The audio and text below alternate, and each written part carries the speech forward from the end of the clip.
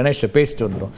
இப்போது கொஞ்சம் நெருக்கடி அதிகமாகிடுதா கணேஷ் உங்கள் கூட்டணிக்கு? ஏன்னா இப்போ தேமுதிகவும் அங்கே போகும்போது திமுக இருக்குது, விசிக இருக்குது, இப்போ தேமுதிகவும் வரும்போது நீங்கள் எங்கெல்லாம் வலுவாக இருக்கீங்களோ அதே பகுதியில் இவங்க ஒரு வலுவான ஒரு போட்டியை கொடுக்கக்கூடிய இடமா மாறி இருக்கா? இல்லை, அப்படி பார்க்க முடியாது. இந்த தேர்தலை பொறுத்தவரை பாட்டாளி மக்கள் கட்சியோட வலிமை எல்லாருக்குமே தெரியும். நாங்கள் வெற்றி பெற்றாலும் சரி, தோல்வி அடைஞ்சாலும் சரி, எங்களுடைய வாக்கு சதவீதம் எங்கேயுமே பெரிய அளவில் சரிஞ்சதாக வரலாறு கிடையாது.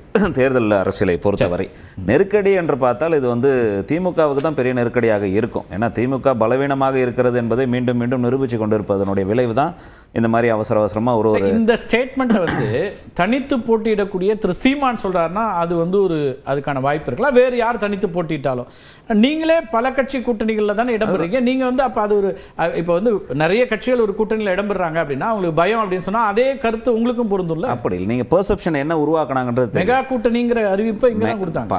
அதிமுக என்ற கட்சி தொடர்ச்சியாக ஒரு 4 தேர்தலில் தோல்வியை சந்திச்சு கொண்டு வருகின்ற கட்சி. நாங்கள் மெகா கூட்டணி அமைப்போம், வெற்றி பெறுவோம்னு சொல்வதற்கு வித்தியாசம் இருக்கு. ஆனால் தொடர்ச்சியாக நாங்கள் இன்டாக்டா இருக்கிறோம், பலமா இருக்கிறோம், மிக பலசாலியா இருக்கிறோம், எங்களெல்லாம் ஒன்றும் செய்ய முடியாதுன்னு இருந்த கட்சி தேடி செல்வது என்பது அதனுடைய பலவீனத்தை தானே ஒத்துக்கொள்வதனுடைய வெளிப்பாடு தான். அதையும் தாண்டி இன்னொன்னு சொல்லணும் பார்த்தீங்கன்னா, திரு பிரியன் என்ன சொன்னார்னா, எதிர்கட்சியை எதிர்கூட்டணியை பலவீனப்படுத்துறதும் ஒரு வியூகம். அந்த அடிப்படையில் திமுக அந்த ஏன் பலவீனப்படுத்தணும்? நீங்க தான் பலமா இருக்கிறீங்களே, ஜெயிச்சிருவேன்ற நம்பிக்கையில் இருக்கிறீங்களே, எங்களையும் பலவீனப்படுத்துறாங்க பிரேமலதா அவர்கள். அதுக்காக அந்த தேமுதிக வருவதற்கு முன்னாடியே நீங்க தீர்மானமே போட்டீங்க 200+ன்றது. இவங்க வந்ததுனால தான் 200+ன்றது கிடையாது. அதுதான் சொல்றேன். உங்களுக்கு நம்பிக்கை இல்லாததுனால தான் இப்போ உறுதிப்படுத்துறீங்க. அது ஒரு யோகத்தில் சொன்னீங்க, இப்போ நம்பிக்கை இல்லை உங்களுக்கு, வெளிப்படுத்துறீங்கன்னு கூட எடுத்துக்கலாம். ஆனால் இதையும் தாண்டி உங்களுக்கு என்ன நெருக்கடி வரும்னா, பெரியன் சார் சொன்ன மாதிரி தான். உதாரணத்துக்கு இந்த நேரம் வரைக்கும் ஒரு தேர்தலுடைய பேச்சுவார்த்தை நடத்தி கடைசி நேரத்தில் வருதுன்னா நீங்களே சொன்ன மாதிரி அதற்கான எத்தனை எண்ணிக்கை என்ற விவரங்கள்லாம் முடிவு செஞ்சு தான் வந்திருப்பாங்க.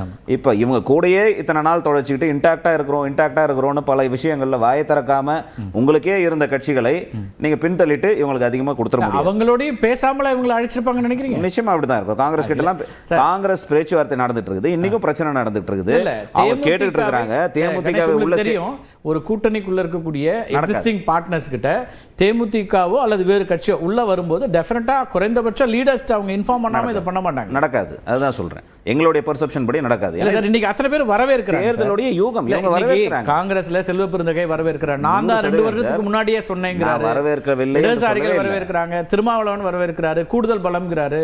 அப்ப அவங்க இதெல்லாம் பேசி தான கொடுத்துடுவாங்க. வரவேற்பது என்பது நேற்றோ முந்தானேத்தோலாம் இல்லை. இவங்க சேர்ந்த பிறகு வரவேற்று தான் ஆகணும். ஏன்னா கூட்டணியில தான் அவங்க தொடர்றாங்க, கூட்டணியில தான் தேர்தலை சந்திக்க போறாங்க. இன்னைக்கு தானே முடியாது. அதான் இன்னைக்கு வந்துட்டாங்க, வந்த பிறகு தான் வரவேற்கிறேன்னு சொல்றாங்க. இதுக்கு பிறகு தான் தெரியும் அவர்களை விட ஒரு 5 சீட் இவங்களுக்கு அதிகமாக கொடுத்தா என்ன நடக்கும்ன்றது. நெருக்கடி திமுகவிற்கு தான். எப்படி சமாளிக்க போறார்கள் என்பது அவர்கள் தான் முடிவு பண்ணணும். இந்த நெருக்கடி என்பது அதிமுக கூட்டணிக்கு பெருசாக ஒன்றும் இருப்பதற்கான வாய்ப்பு இல்லை. ஏன்னா மக்களிடம் செல்வாக்கு உள்ள கட்சியாக அதிமுக தொடர்ச்சியாக இருந்துகிட்டு வராங்க. மீண்டும் அதை வெற்றிகள் தானே வந்திருக்கும். 2004 ஏன் திமுக தோத்துச்சு? 2014 நாடாளுமன்ற தேர்தலில் திமுக ஒரு தொகுதி கூட ஜெயிக்கலையே. 2004 100% திமுக வெற்றி. அதிமுக தோத்துது. 2014 திமுக ஒரு தேர்தலுக்கு ஒரு மாறதான் செய்யும்.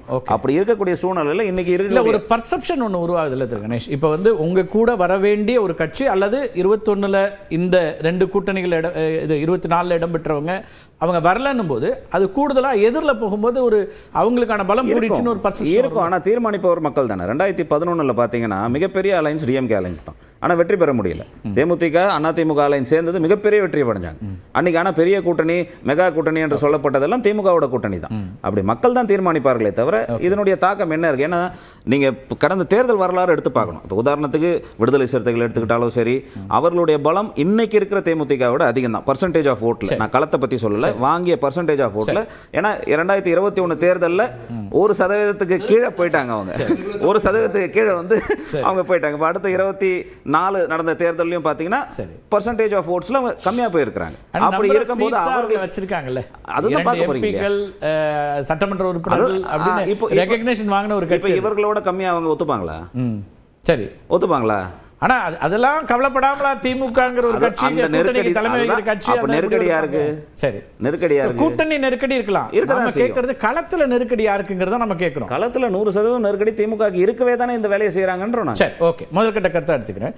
பிரச்சனை ஒரு லாஜிக்கா கேட்கிறார். நீங்க வெற்றி கூட்டணின்னு சொல்றீங்க, தொடர் வெற்றிகள்னு சொல்றீங்க, 200 இடம் இதெல்லாம் சொல்லிட்டு அப்புறம் புதுசா ஒரு கட்சியை எங்கேருந்து கூப்பிட்டு வரீங்கன்னா அப்போ உங்களுக்கு கவலை வந்திருக்கு அப்படிங்கிறது தான் சிவசங்கரி சொல்றாங்க, கணேஷும் சொல்றாரு. எனக்கு காலையிலிருந்து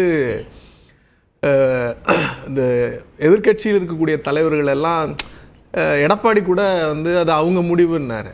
அவருக்கு கீழே இருக்கிறவங்கலேருந்து அவங்க கூட்டணியில் சின்னம் இல்லாமல் இருக்கிற எல்லா தலைவரும் சாவ விடுற காட்சியை தான் நான் பார்த்தேன். எனக்கு ரொம்ப பரிதாபமாக இருக்குது.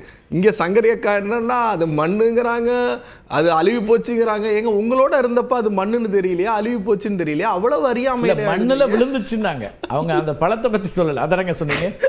எங்க விழுந்த இடம்னு சொன்னாங்க. மலட்டு மண்ணுங்கிறாங்க புதுசா.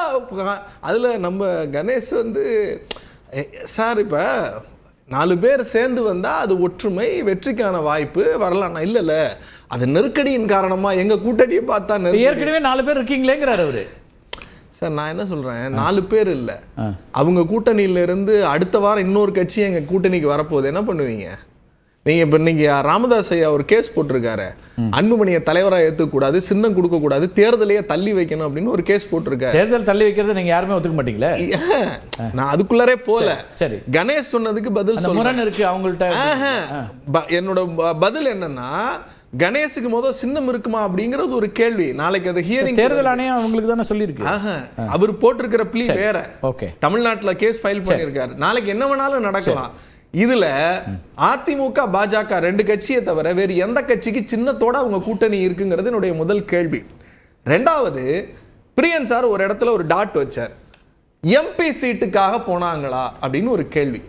நீங்க ஒரு கட்சி, ஒரு கூட்டணியினுடைய தலைமை என்பது தன்னுடைய சகாக்களை மரியாதையோடும் உற்ற நட்புத்தன்மையோடும் நடத்துவதுதான் கூட்டணியினுடைய தர்மம்.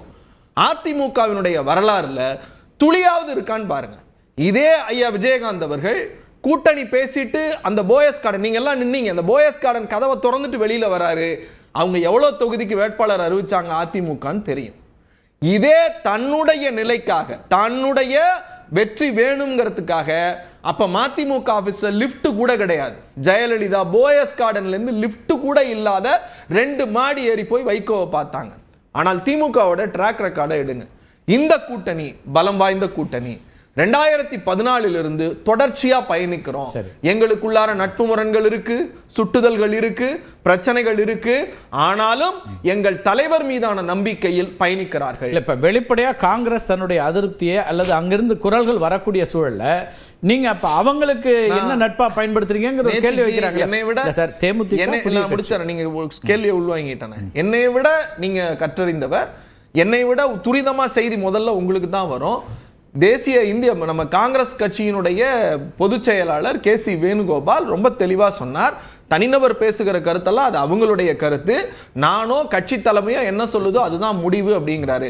KC வேணுகோபாலோ அல்லது மற்றவர்களோ சொல்றாரு, எங்கள் தொண்டர்களுக்கு உரிய அவங்களுக்கான அங்கீகாரத்தை பெற வேண்டி இருக்கிறது, எனவே நாங்கள் அதுல பேசுவோம், அங்க போய் எங்களோட டிமாண்ட்ஸ் வைப்போம் அப்படிங்கிறாரு. சார் எல்லார் கட்சிக்கும் உரிமை இருக்கு.